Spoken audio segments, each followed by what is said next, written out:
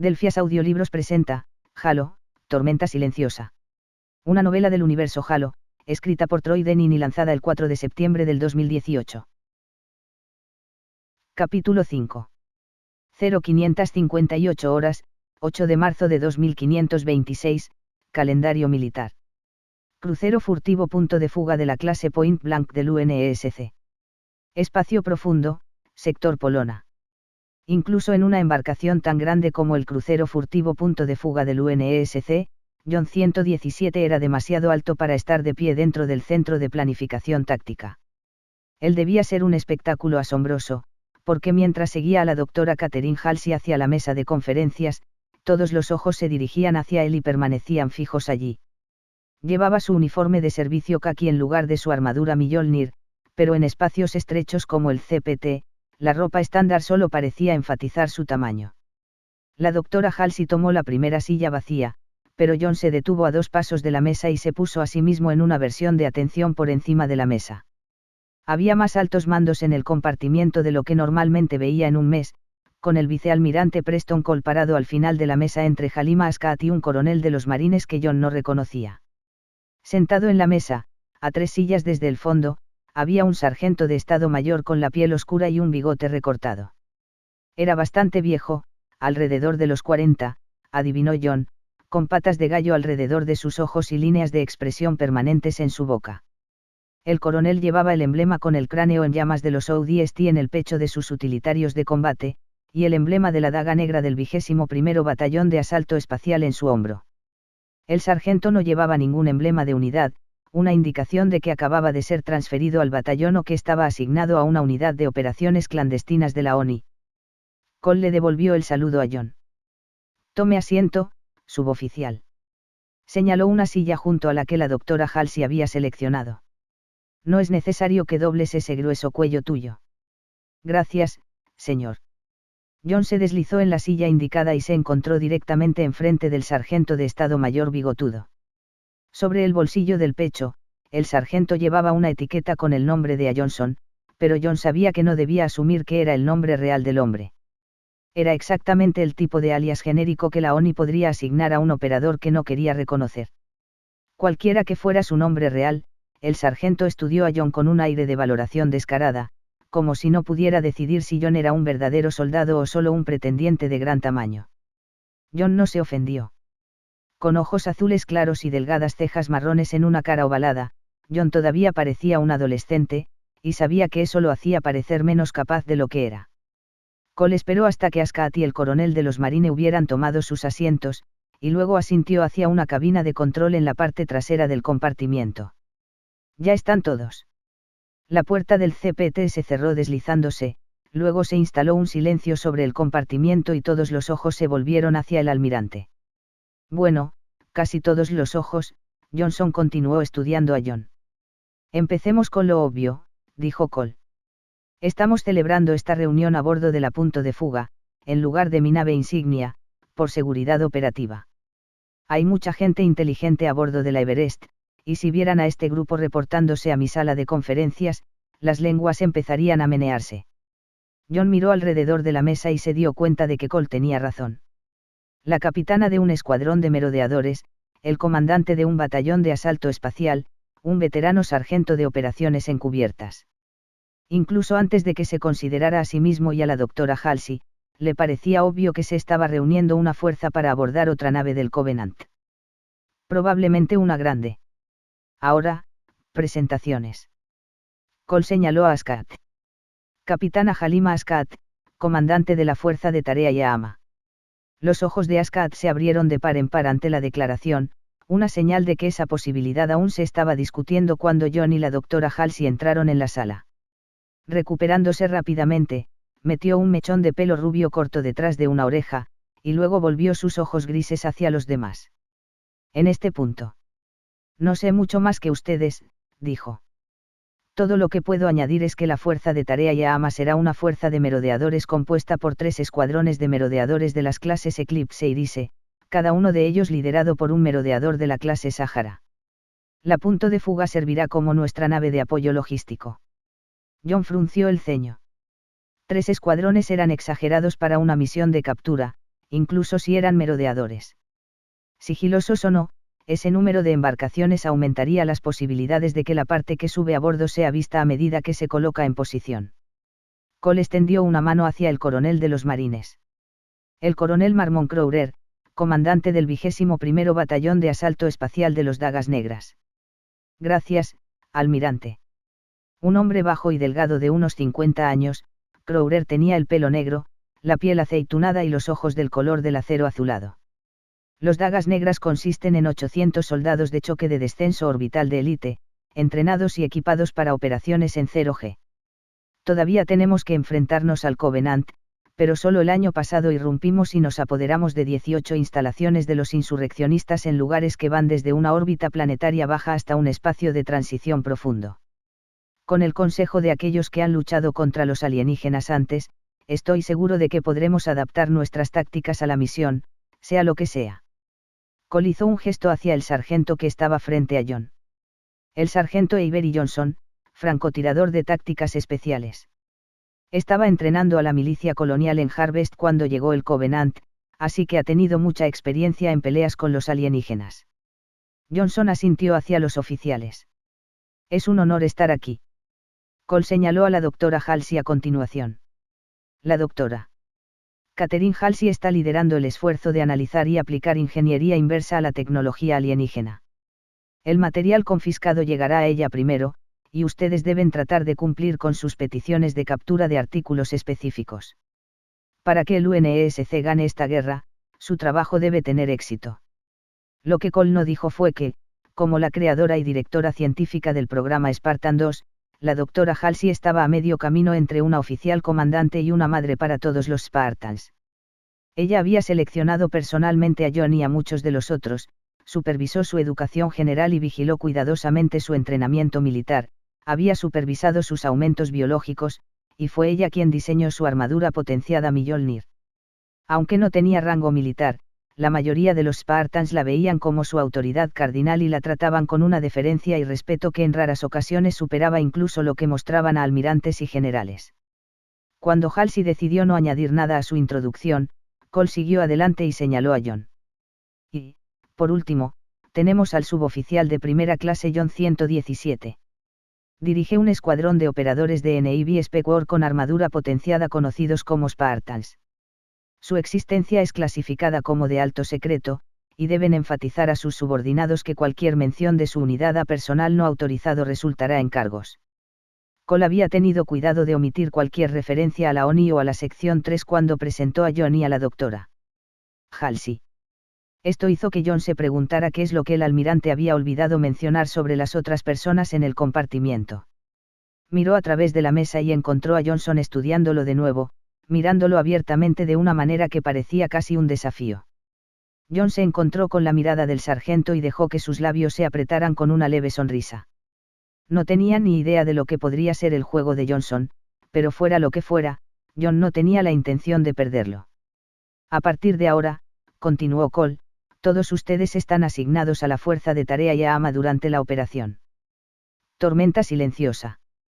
Su objetivo es interceptar la flota invasora del Covenant, luego abordar tantas naves capitales como se pueda y detonar dispositivos nucleares tácticos de bajo rendimiento dentro de sus cascos.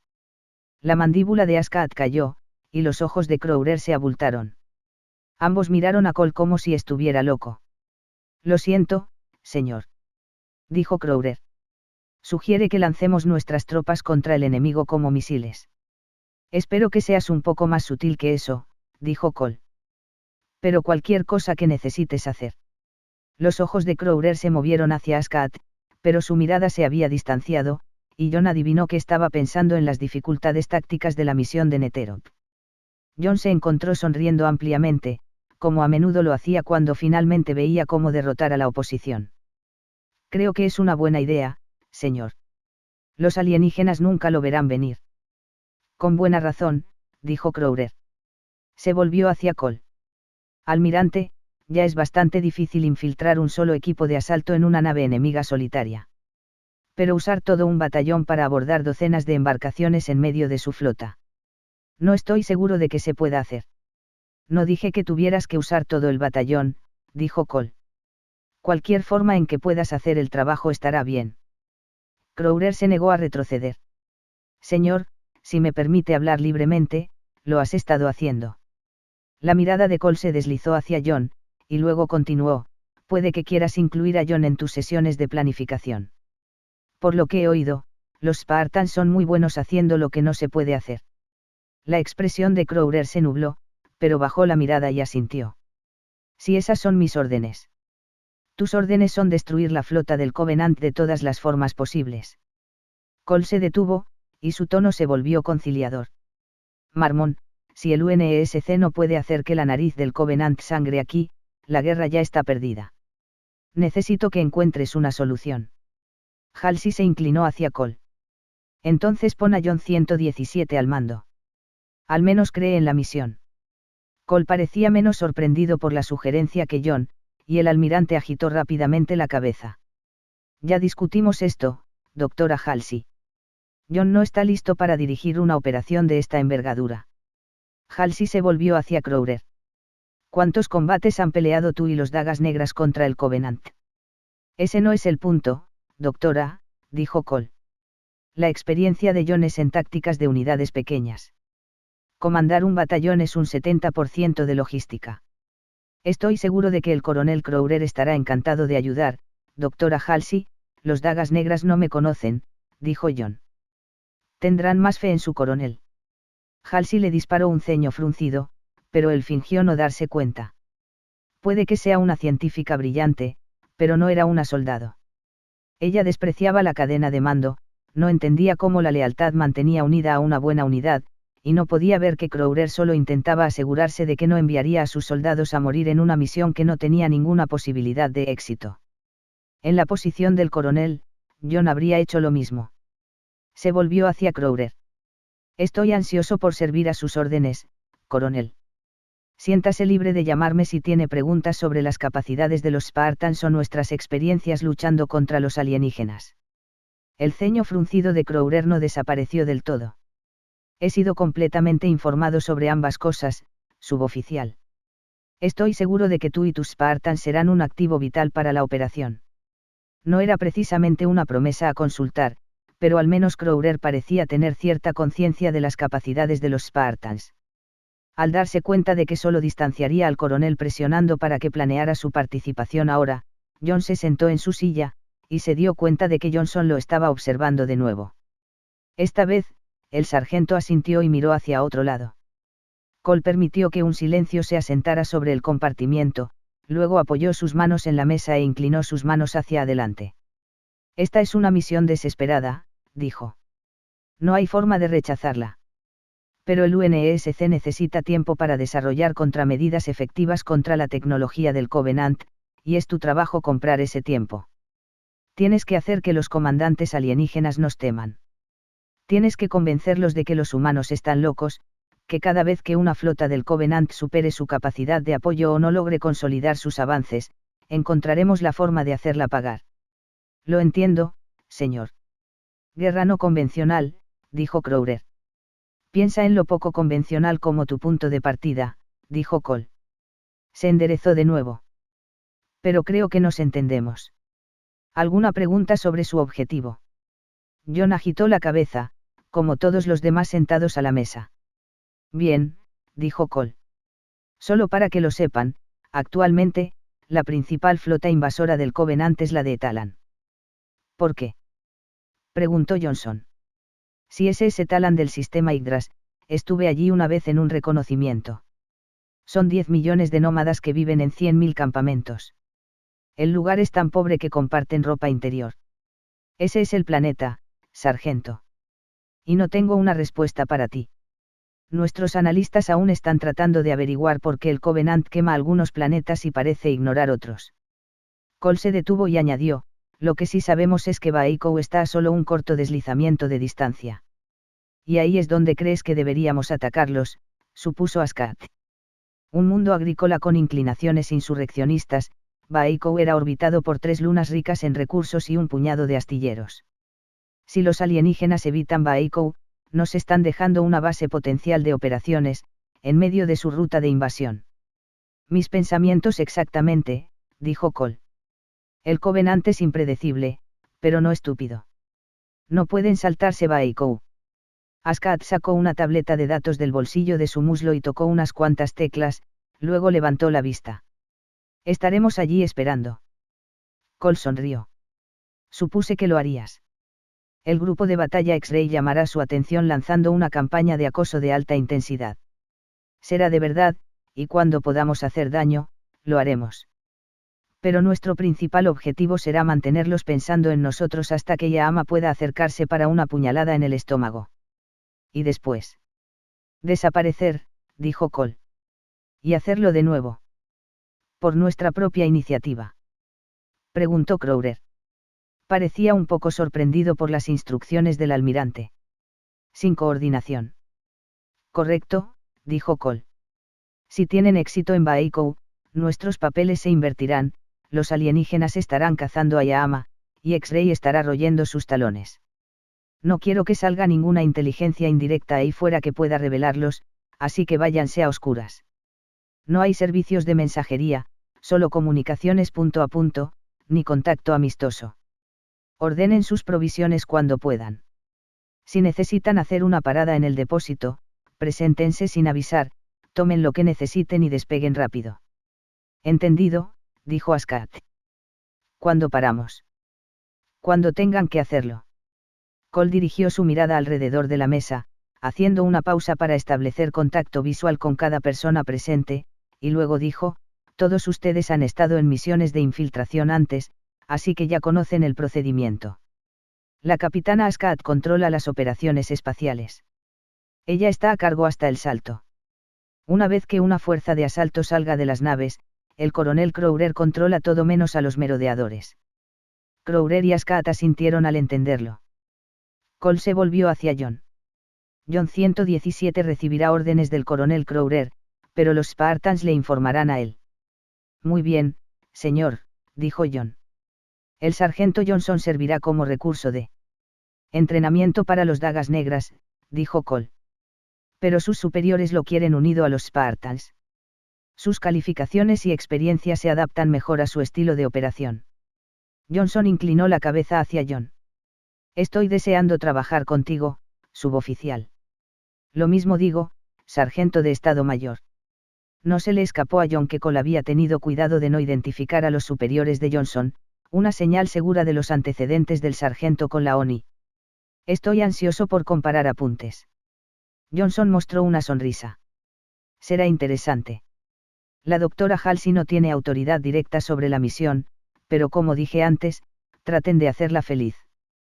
Cole se detuvo y añadió, y manténganla a salvo. Si ella muere, también lo hacen las esperanzas del UNESC. Askat se volvió hacia Halsey. Considérate confinada a la punto de fuga. Halsey frunció el ceño. Eso no es práctico.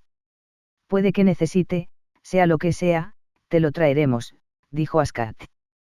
La punto de fuga es la única embarcación de la fuerza de tarea Yaama que evitará al enemigo.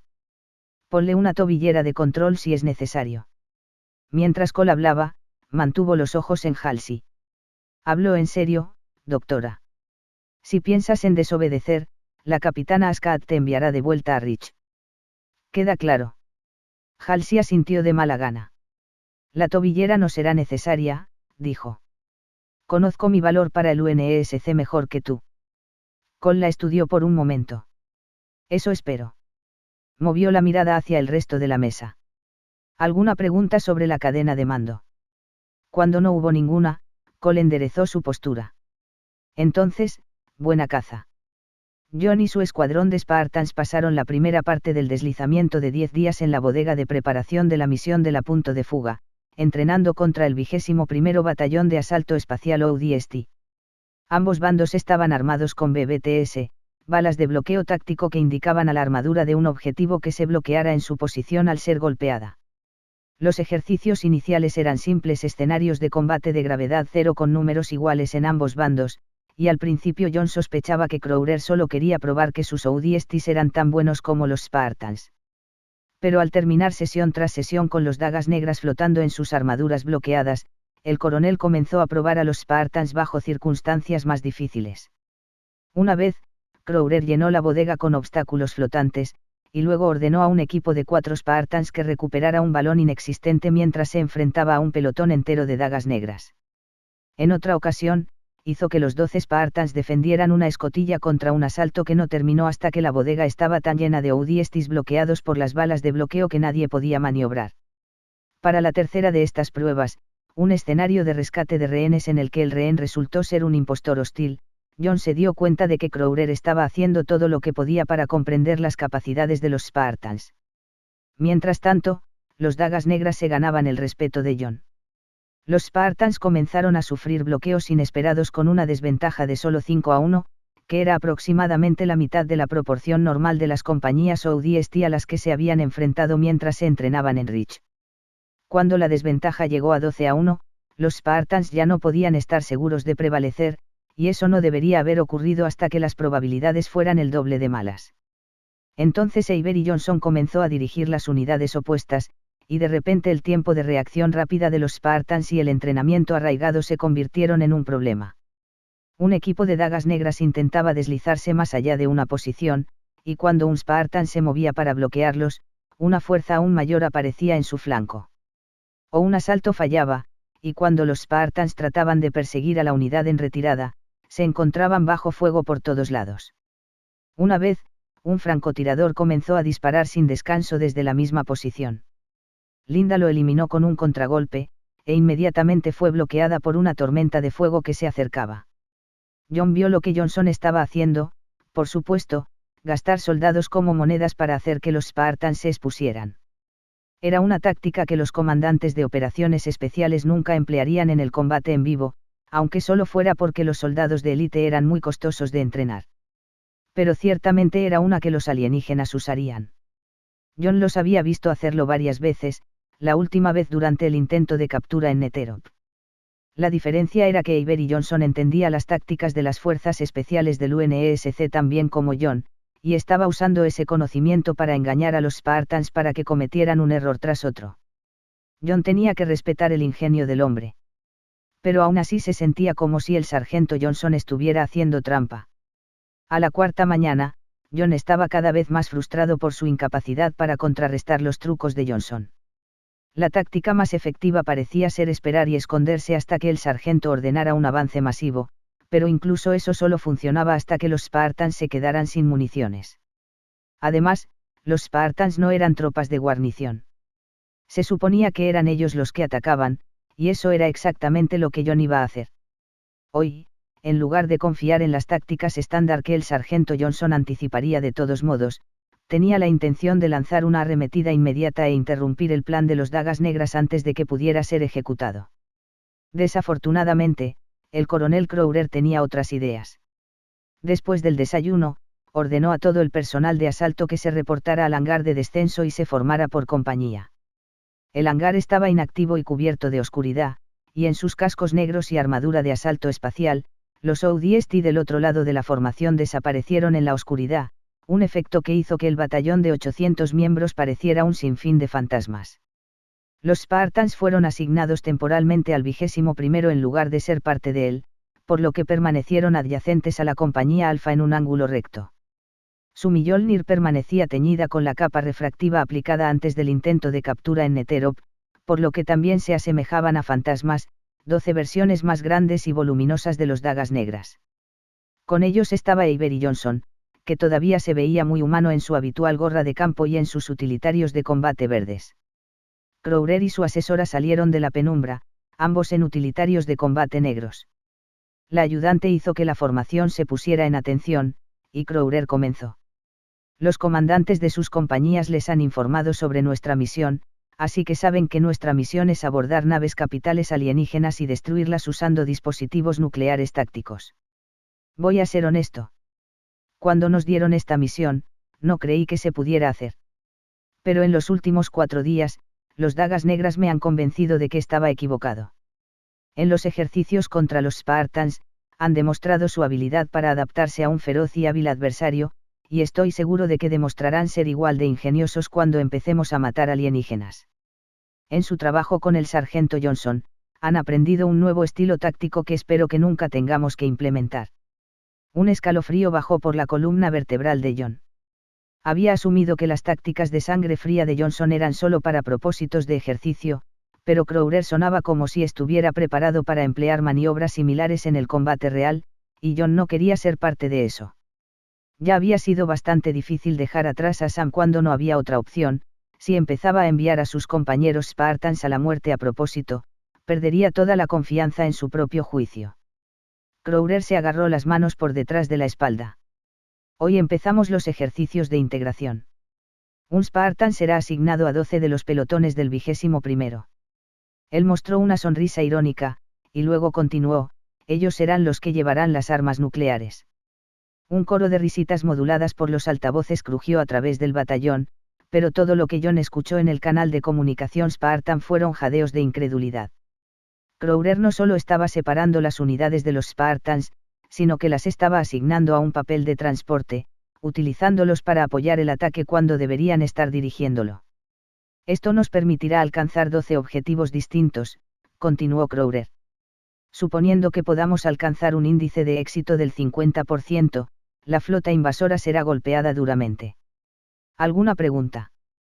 Las manos de una docena de tenientes de los Dagas Negras se levantaron, y Crowder comenzó a responder a las preguntas sobre la carga de armas, los métodos de inserción, y la autoridad de mando. Lo que John quería preguntar es si Crowder había perdido la cabeza. Si los Spartans estuvieran atacando objetivos separados, no serían capaces de apoyarse mutuamente, y la eficiencia de un equipo de Spartans disminuía exponencialmente cada vez que un miembro era removido.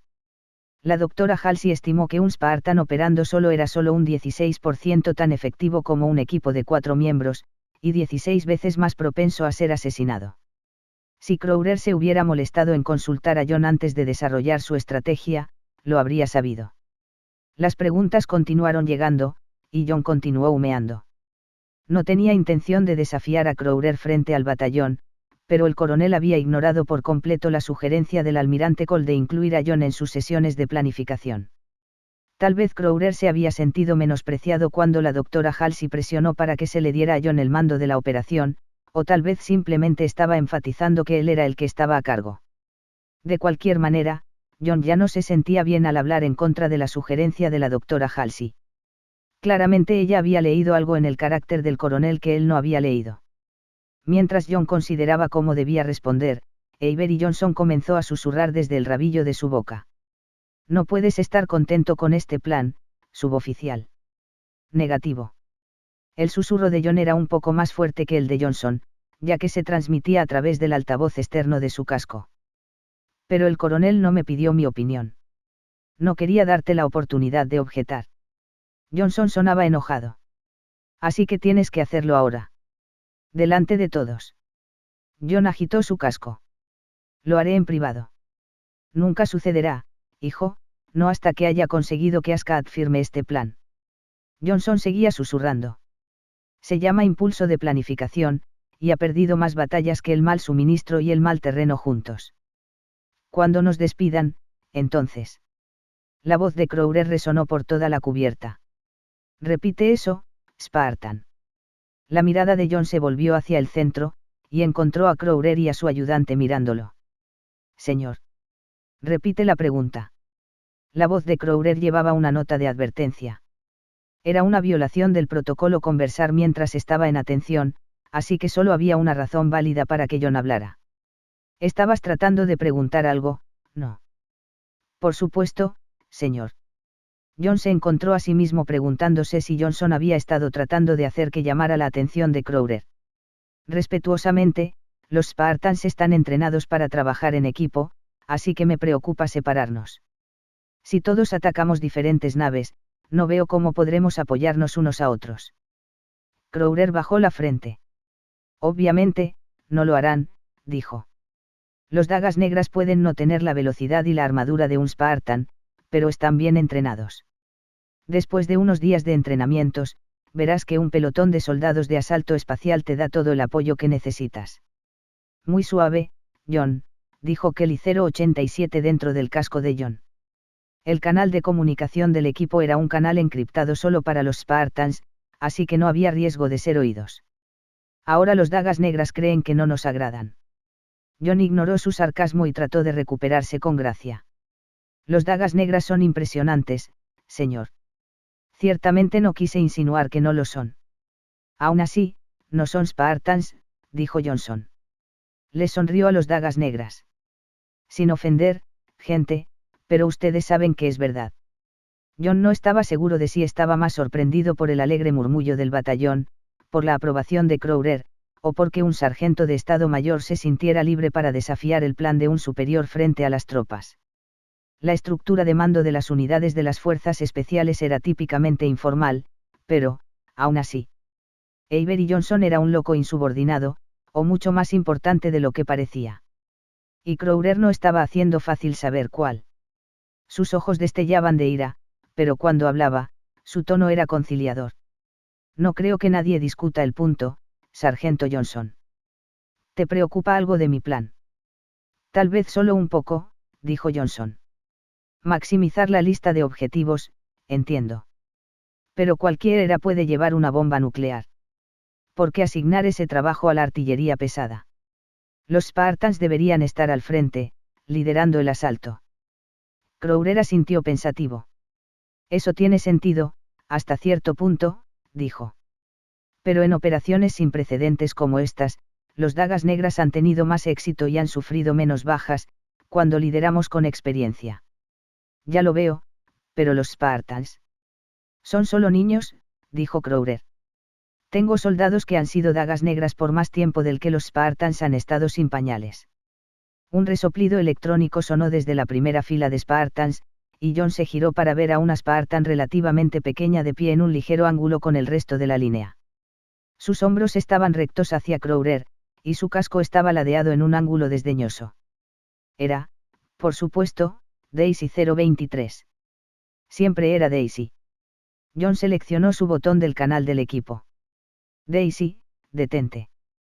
Pero Crowder ya estaba caminando por la cubierta, su mirada fija en el casco de Daisy y su boca de labios delgados se convirtió en una mueca de desprecio. Dime que me equivoco, Spartan. Se detuvo para leer el número de la armadura del torso de Daisy. 023. ¿Cuántos años tienes? Daisy se inclinó. Aunque tenía un poco menos de 2 metros de altura en armadura, todavía tenía toda la cabeza sobre Crowder. Nuestra edad no importa, señor, dijo ella. Nuestro entrenamiento sí. No tanto como tu experiencia. Crowder levantó la barbilla para mirar hacia la placa de su rostro. Y aún no has respondido a mi pregunta. ¿Por qué no se le permite, señor? John se adelantó. Es clasificado. Lo supe cuando encontré las fechas de nacimiento falsificadas en sus chaquetas de personal. Crowder se volvió hacia John. Si alguien va a alterar sus fechas de nacimiento, necesita ajustar los registros del director de pagos también. No veo la relevancia, señor. Tú y tus Spartans empezaron a recibir pagos bancarios de reclutamiento hace 8 años, dijo Crowder. Eso significa que o son tremendamente más viejos que 19, o que entraron a entrenar cuando tenían 11 años. John estaba feliz de tener su cara escondida detrás de una placa frontal, donde su expresión no sería visible. La verdad, por supuesto, era aún peor de lo que Crowder había supuesto, pero John no estaba a punto de decirle eso. Bajo el propio Código Uniforme de Justicia Militar del UNESC, los reclutas debían tener un mínimo de 18 años de edad, y Crowder se dio cuenta claramente de que el programa Spartan 2 había ignorado esas restricciones. Ahora el coronel estaba usando eso para presionar a John a seguir con su plan. Parecía un comportamiento extraño para un comandante de alto perfil de las fuerzas especiales, pero ¿qué sabía John? Los Spartans no fueron entrenados en la lucha política interna. Alguien cambió la fecha de nacimiento de los Spartans, John. La voz de Crowder se volvió astuta. Creo que ambos sabemos por qué. John permitió que un momento de silencio resonase en el aire, y finalmente dijo, me resulta difícil entender por qué la ONI hace algo. Probablemente es mejor no especular. Se supone que eso es una advertencia, Spartan. Es más bien una sugerencia, señor, dijo John. La ONI puede proteger bastante sus secretos, como estoy seguro que ya sabe. Los ojos de Crowder se abrieron de par en par y sus fosas nasales se ensancharon, una combinación que le hizo parecer temeroso y enojado al mismo tiempo, y sugirieron que él sabía que John no estaba fanfarroneando. Fue Avery Johnson quien finalmente rompió el silencio. Me gustaría ofrecer una sugerencia, coronel. La expresión de Crowder se volvió oscura, pero asintió y habló a través de una mandíbula apretada. Siempre me gusta escuchar, sargento. Me alegra oírlo, señor, dijo Johnson. Pongamos un Spartan a cada pelotón, como sugieres, y pasemos el día en ejercicios. Entonces tú, yo y el Spartan 117 podemos evaluar los resultados y decidir si es el orden de batalla más efectivo. El resentimiento se drenó de la cara del coronel, y el respeto de John por el sargento de Estado Mayor subió otro escalón. Johnson le estaba dando a Crowder una salida que no parecía que se echara atrás, y cuando se les ocurriera a los tres un plan mejor, el coronel podría decir que era suyo. Pero Crowder no parecía satisfecho con una retirada elegante. Todavía necesitaba una forma de reclamar la victoria. Un día de ejercicios no es suficiente. Se volvió hacia John y le dijo, creo que será mejor que sin tres. ¿Cómo suena eso, suboficial? John asintió. Lo que usted crea, coronel, dijo. Es su batallón. Capítulo 6. 0638 horas, 12 de marzo de 2526, calendario militar. Fragata belicosa de la clase Caronte espacio profundo, nebulosa del pequeño Nelec, sector Grenady. Los enviados se sentaban de cadera a cadera en la mesa de acero, con los ojos un poco borrosos por la fiesta de bienvenida unas horas antes, los hombres recién afeitados y las mujeres con maquillaje ligero o sin nada. La mayoría iba vestida con lo que Petora Souyas, de 20 años de edad, llamaba en privado insurrección elegante, uniformes desgastados con mangas cortadas o sin cuello, o ambos, a menudo con demasiados botones desabrochados y una gorra asomándose del bolsillo de un pecho. El estilo era más una declaración que un uniforme, una afirmación de que eran guerreros sin ser soldados y que no recibían órdenes de nadie, y mucho menos del ex general de rostro sombrío que estaba de pie al final de la estrecha sala de oficiales de la belicosa. Alto y delgado, con el pelo lleno de canas, Harper Garvin vestía pantalones grises y una camisa de color crema con corbata a juego. No había estrellas en las puntas de su cuello, pero de lo contrario su atuendo podría haber sido una versión del Frente Rebelde Unido del uniforme de servicio B que había usado como general de división en el cuerpo de marines del UNESC. Si se daba cuenta de cómo su vestimenta de soldado socavaba su prestigio a los ojos de los enviados que esperaba unir en una coalición, no mostraba ningún signo de ello. Gracias a todos por venir a una reunión tan temprano. Sé que no fue fácil después de la diversión de anoche. Garvin hizo una pausa para una ronda de risitas que no llegaron, y luego se volvió hacia la mujer sentada directamente a su izquierda. Y gracias, capitana Castilla, por recibirnos. Castilla bajó la cabeza para reconocerlo. Estoy feliz de hacer esto, general. Una mujer de ojos almendrados a finales de los 40 años, la Irene Castilla era la comandante y propietaria de la fragata corsaria belicosa. Tenía un pelo negro sedoso, una cara de pómulos altos con una nariz delgada, y una voz segura que instantáneamente inspiraba el respeto que Garvin todavía estaba luchando por ganar. Nuestros hermanos y hermanas en la insurrección necesitan entender lo que está pasando aquí en las colonias exteriores.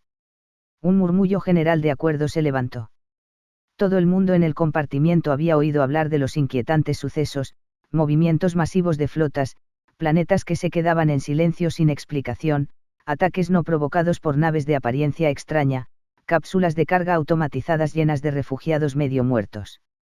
Pero los hechos confirmados escaseaban, por lo que las rutas desliespaciales estaban llenas de rumores salvajes, que el UNESC aniquilaba los mundos que favorecían a los insurreccionistas. Que una plaga incurable se extendía a través de una flota de embarcaciones de investigación, que un sinfín de IAs desenfrenadas le habían declarado la guerra a la humanidad. Lo más inverosímil de todo era una afirmación de que el UNESC había descubierto una civilización de alienígenas indefensos y estaba tratando de erradicarlos. Pero en lugar de volver a prestar atención a Garvin, que todavía parecía medio UNESC en sus modales y vestimenta, los enviados continuaron mirando hacia Castilla. Era una leyenda rebelde, una capitana con un pasado misterioso que abastecía a buena parte de la insurrección arrebatando cápsulas de carga de las rutas de transporte. Se rumoreaba que una vez sedujo y se casó con un capitán del UNESC para espiarlo, y que había estado embarazada de su hijo cuando se vio forzada a fingir la destrucción de su nave después de que la ONI descubriera su verdadera identidad.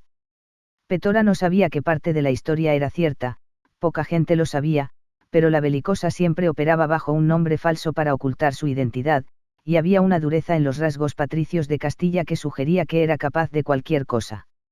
Cuando Castilla se dio cuenta de que los enviados todavía la miraban a ella en lugar de a Gaarvin, se volvió y miró fijamente al general, una hábil maniobra que no dejó lugar a dudas sobre su apoyo a su liderazgo. Presumiblemente tenía unas pocas cualidades que no eran fácilmente aparentes para Petora. El piso es suyo, general, dijo Castilla. ¿Qué has oído de tu espía en el comando de la flota? Los ojos de Gaarvin se abrieron de par en par, pero si Castilla había revelado demasiado sobre su fuente, su error le favoreció. Los enviados finalmente comenzaron a recibirlo, mirándolo con algo que se acercaba al respeto, e incluso Petora empezó a verlo bajo una nueva luz. Dada la incertidumbre actual sobre lo que estaba sucediendo en las colonias exteriores, la buena inteligencia compraba mucha buena voluntad. De hecho, Petora contaba con ello. En resumen, comenzó Gaarvin, la humanidad está siendo atacada por un imperio alienígena, una alianza de diferentes especies que se llaman a sí mismas el Covenant. Actualmente, la invasión se limita a los sectores de Polona, Grenadi y Bevina. Pero la tecnología militar es muy superior a la nuestra, y el comando de la flota no espera poder contenerlos. Los enviados estudiaron a Gaarvin en un silencio cauteloso, hasta que una mujer de mandíbula cuadrada al final de la mesa de Petora le preguntó, ¿quieres decir que son reales? Los alienígenas. Por supuesto que son reales. Gaarvin frunció el ceño. Considerando lo que pasó en Harvest, S.R.A. Ander, usted debería saberlo mejor que nadie. Ander agitó la cabeza. Nuestros agentes de inteligencia no pensaron que ese incidente era un ataque alienígena. Nancy Ander era hija de Gerald Ander, quien había sido el líder secreto de la Unión Secesionista en Harvest hasta su asesinato en 2502. Pensamos que era una treta para vaciar el planeta para que la autoridad militar colonial pudiera recolonizarlo con una población libre de rebeldes. Eso parece un poco paranoico, ¿no crees? Preguntó Reza Lindbergh. Una mujer rubia, de ojos azules, con mejillas altas y una mandíbula delicada, Lindbergh era solo unos años mayor que Petora, y ya era la primera diputada de la milicia veneciana. Arrasar todo un planeta para expulsar a unos pocos insurgentes es un poco exagerado. Ni siquiera el UNESC llegaría tan lejos. ¿No has visto con lo que la Liga de la Libertad está luchando en Jericó 7 ahora mismo? El ponente fue Baitonoti, un hombre delgado, de tez oscura y ojos feroces. No estamos seguros de si son personas u otra cosa, pero son máquinas de matar. Casi nos han aniquilado. Grandes tipos con armadura potenciada. Preguntó Petora. Como enviada de la recién establecida Fuerza de Liberación de Gao, se le había ordenado que asegurara un papel de liderazgo para su grupo en la coalición en desarrollo, y Noti le había dado la oportunidad perfecta. Cascos cuadrados con placas faciales espejadas, lo más rápido que has visto en 2 patas. La frente de Noti se levantó. Tú también luchaste contra ellos. Afortunadamente, no, dijo Petora. Pero la Fuerza de Liberación de Gao ha desarrollado cierta inteligencia sobre ellos. Se llaman Spartans, y podrían ser máquinas. Según nuestra información, son humanos biológicamente mejorados que han estado entrenando juntos durante años, y acaban de ser equipados con una avanzada armadura potenciada. Aparentemente, la ONI considera a un solo soldado el equivalente a 25 UDSTs. ¿Cómo sabes todo eso? El tono de Castilla estaba entre dudoso y resentido, tal vez porque reconoció la ventaja que la fuente de inteligencia de la FLG le daría a Petora para establecer el orden jerárquico en una nueva coalición. Esa es una inteligencia bastante específica. Petora mostró una sonrisa superior. El general Gaarvin no es el único con información interna. Se volvió hacia el mismo Gaarvin. La FLG tiene un agente en la fuerza de tarea Yaama. ¿Lo cual es? Preguntó Gaarvin.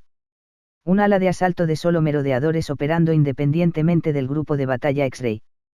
Mientras Petora hablaba, Gaarvin parecía un poco más fascinado con cada palabra.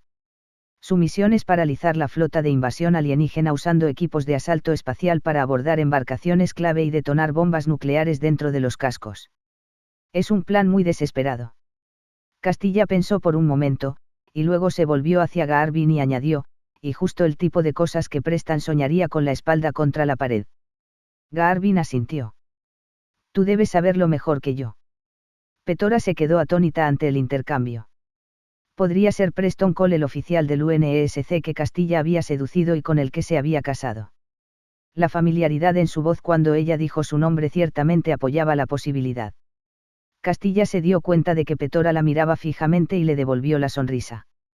Los rumores son ciertos, dijo. Sí, estuve casada con el vicealmirante Cole, aunque solo era capitán en ese momento. Lo que Petora quería preguntar es si el hijo de Cole, que ya tendría más de 20 años, era miembro de la tripulación de la belicosa. Pero los insurreccionistas no compartían información sobre sus hijos con gente que acababan de conocer, y Petora no se ganaría la confianza de nadie si pareciera que estaba husmeando. Así que se tragó su orgullo y trató de parecer impresionada. ¡Qué suerte para nosotros! Petora tuvo cuidado de poner algo de entusiasmo en su voz. El pasado de Castilla con Cole le daría mucha influencia sobre cómo sería vista la inteligencia de la FLG, y eso significaba que Petora la necesitaba como aliada. Sería genial si pudieras ayudar a interpretar los informes de campo de nuestro agente.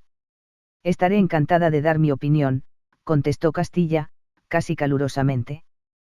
¿Qué más te ha dicho el espía? Las comunicaciones son limitadas, dijo Petora. Pero sabemos que el almirante Cole ha entregado la planificación de la misión a los comandantes de las fuerzas especiales. Esperan enfrentarse a la flota del Covenant en Vico. Se trataba de un hombre de pecho de barril y barba larga y roja, Erland Butt, del Ejército de Independencia de Vico, quien planteó la pregunta. Eso no puede pasar. Dudo que alguien aquí tenga voz en el asunto, comandante. Garvin se volvió hacia Petora y levantó una ceja de interrogación. Lo harán. Nadie que la FLG conozca, general. Nuestro agente no es tan importante. En realidad, la identidad del espía solo era conocida por Arlo Casille, un oficinista del Ministerio de Protección de 30 años de edad que dirigía la mitad de la FLG desde su pequeña y estrecha oficina, justo debajo de las narices de la CMA.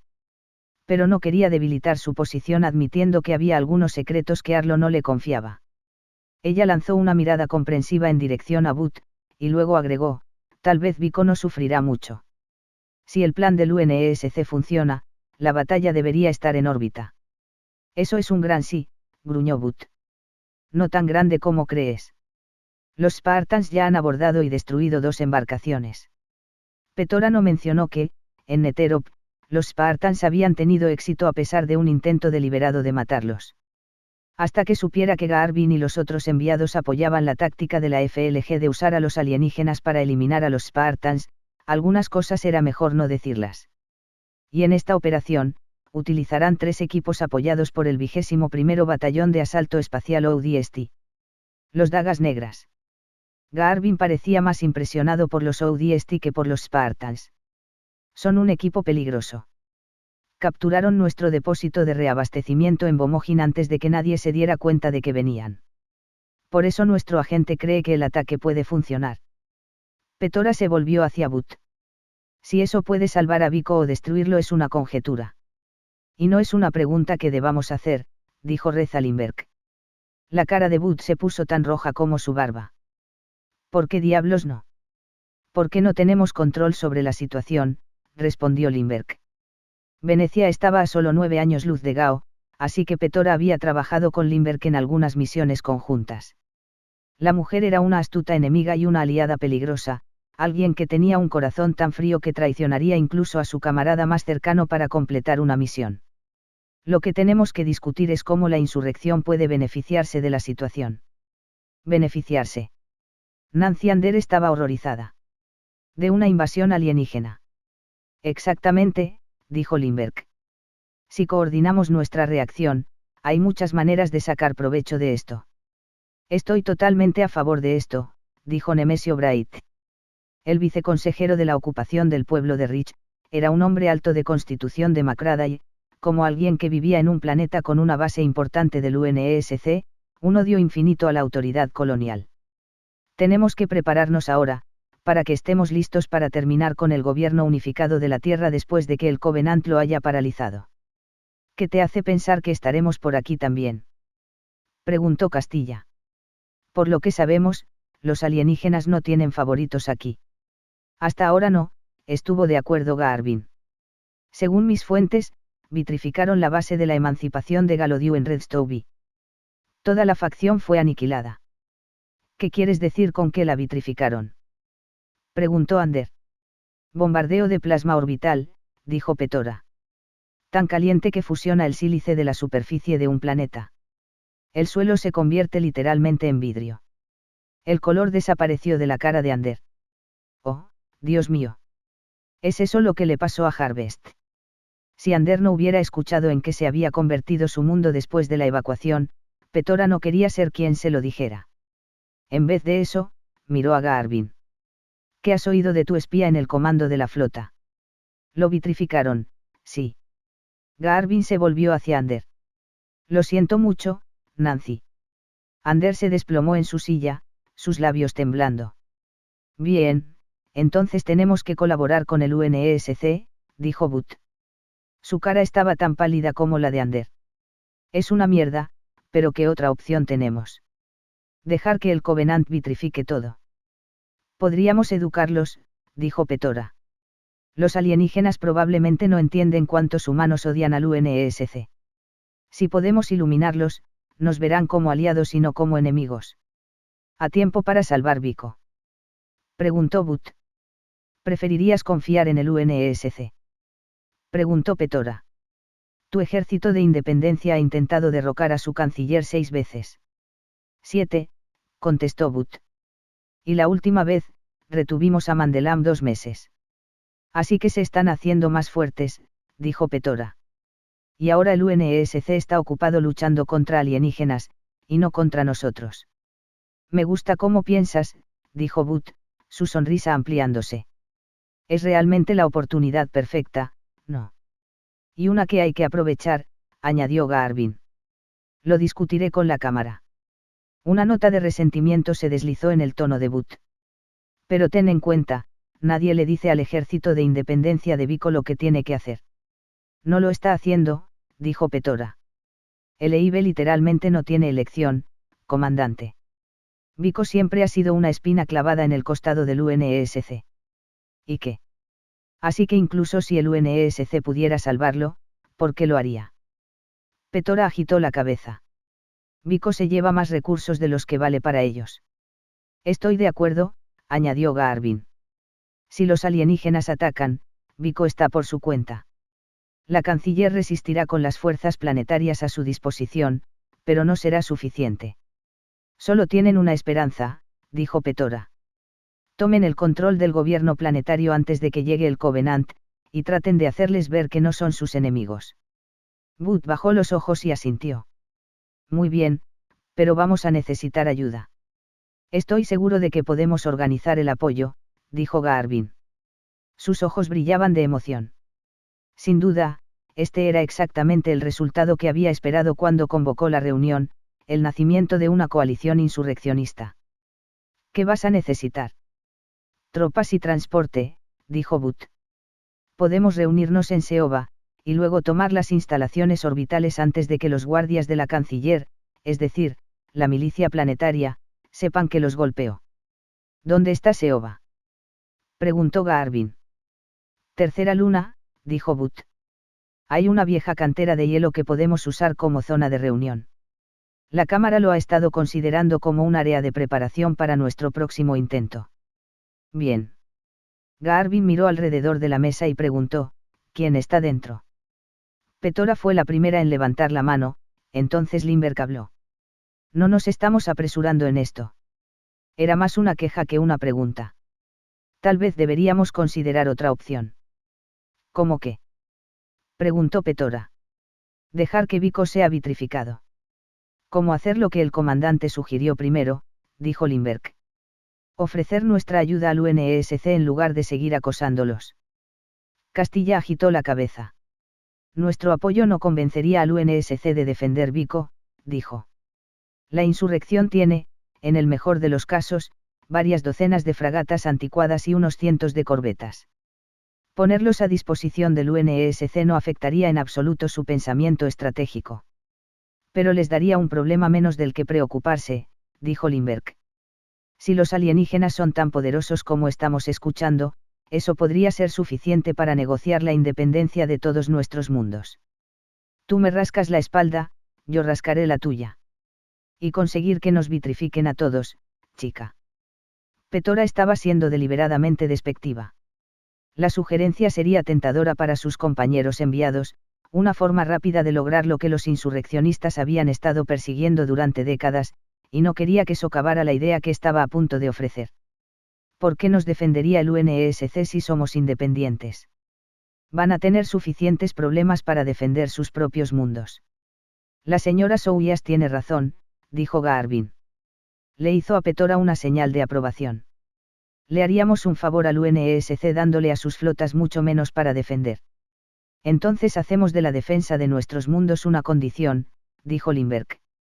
Si el UNESC no puede detener al Covenant ahora, firmamos nuestras propias sentencias de muerte al seguir acosándolos.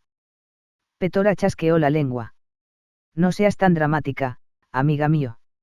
Haces que sea difícil pensar con claridad. Booth frunció el ceño. Tienes una idea mejor. Una que tiene más posibilidades de salvar a nuestros mundos, sí. Movió la mirada hacia el resto de la mesa. Deberíamos ofrecer a los alienígenas una paz separada, una que nos dé independencia, sin importar quién gane. Bueno, en teoría. La duda en la voz de Lindbergh era exagerada, sin duda una represalia por el desaire anterior de Petora.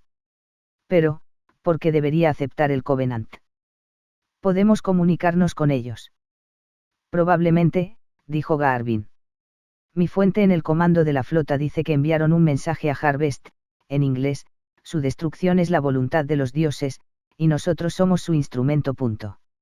Oh, eso los hace sonar como si estuvieran abiertos a una alianza, dijo Lindbergh, incapaz de ocultar su sarcasmo. Y por la forma en que están pasando por encima del UNESC, no pueden estar preocupados por un ataque de nuestra parte. Si es que saben quiénes somos, añadió Ander. Probablemente piensan que todos los humanos son iguales. Eso parece más probable. No lo harán cuando vean lo que podemos ofrecerles, dijo Petora. El miedo no es la única manera de llevar a un enemigo a la mesa de negociaciones. La necesidad a menudo también funciona. ¿Y qué tenemos que ellos necesitan? Preguntó Lindbergh. Inteligencia, por supuesto. La voz de Garvin era entusiasta. Es lo que toda fuerza invasora necesita. Petora sonrió. Exactamente, dijo ella. El Covenant perdonará a nuestros mundos no porque nos tengan miedo, sino porque nos necesitan. ¿Necesitarnos para qué, exactamente? Preguntó Bright. Para decirles dónde encontrar la Tierra. Su propuesta fue recibida en silencio. Bright miró alrededor de la mesa. Vamos, dijo. Así es como ganamos. Les decimos a los alienígenas dónde encontrar la Tierra, luego puff, nuestros amos coloniales están fuera de juego. ¿Y después? Preguntó Castilla. Solo esperamos que los alienígenas entiendan que somos los humanos buenos y nos dejen en paz. Somos los humanos buenos. De todos modos, no estoy seguro de que debamos empezar por destruir el lugar de nacimiento de la humanidad, dijo Garvin. Ofrezcamos algo más pequeño y veamos si se puede confiar en ellos. Es fácil para ti decirlo, dijo Noti. Mientras bailas con el Covenant, somos masacrados por los Spartans en Jericó 7. Entonces empecemos por usar al Covenant para deshacernos de los Spartans, de acuerdo. Dijo Petora. Eso es lo primero que le ofrecemos a los alienígenas, inteligencia sobre la emboscada de los merodeadores en Vico. Funciona para mí, dijo Booth. Pero solo si salvar Vico es parte del trato. Garvin sonrió. Me gusta. Se volvió hacia Castilla. Lairen. Sí. Sí, vale la pena intentarlo, dijo. La inteligencia es lo suficientemente valiosa como para que los alienígenas quieran que siga llegando, así que es la oportunidad perfecta para que veamos si se puede confiar en ellos. ¿Importa si se puede confiar en ellos? Preguntó Noti. Cada Spartan que maten significa que miles de nuestros hermanos y hermanas seguirán vivos para seguir luchando cuando los alienígenas se hayan ido. ¿Y si no se han ido? Ander dijo. Si se dan la vuelta y nos vitrifican a nosotros también, nos degollamos a nosotros mismos ayudándoles a deshacerse de los Spartans. Lo cual es una razón más para ver si se puede confiar en ellos ahora, dijo Garvin. Se volvió hacia Petora. ¿Cuántos Spartans tiene el UNESC? Nuestro agente dice que hay 3 equipos con la fuerza de tarea Yama. Petora extendió sus manos. Pero en todo el UNESC. Podría haber 3 pelotones, o 3 divisiones. No lo dice. No hay 3 divisiones, de ninguna manera, dijo Garvin. Si hubiera tantos, mi hombre en el comando de la flota me lo habría advertido. Entonces, tal vez un batallón. Castilla sugirió. Si hay Spartans en Jericó 7, probablemente también estén en otros mundos. Garvin pensó por un momento, y luego dijo, me imagino un batallón como mucho. No puedo ver que lo mantengan en secreto si el programa es más grande que esos números. Un batallón solo sería de unos 1000 Spartans, si son tantos, dijo Bright. ¿Qué pasará cuando se nos acaben? Tendremos que seguir dándole a los alienígenas información valiosa y la ubicación de la Tierra, es lo último que revelamos. La voz de Garvin era firme. Retendremos eso hasta que sepamos que se puede confiar en ellos. De acuerdo, dijo Petora. Esa información valdrá más para nosotros cuando sepamos qué lado es el que tiene más posibilidades de ganar. Si el Covenant toma la delantera, podemos usar la ubicación de la Tierra para comprar su buena voluntad.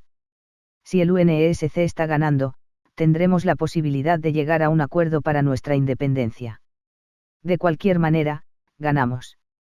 Garvin se quedó en silencio durante un momento, su mirada deslizándose lentamente de Petora a los otros enviados, haciendo una pausa en cada uno de ellos para asentir. Cuando finalmente recibió una de Castilla, sonrió y se reafirmó. Entonces parece que tenemos un plan, amigos, dijo. Y que el UNESC sea condenado. Gracias por escuchar. Like y suscripción si les gustó y recuerden que pueden comentar cualquier cosa. Hasta el próximo capítulo, amigos.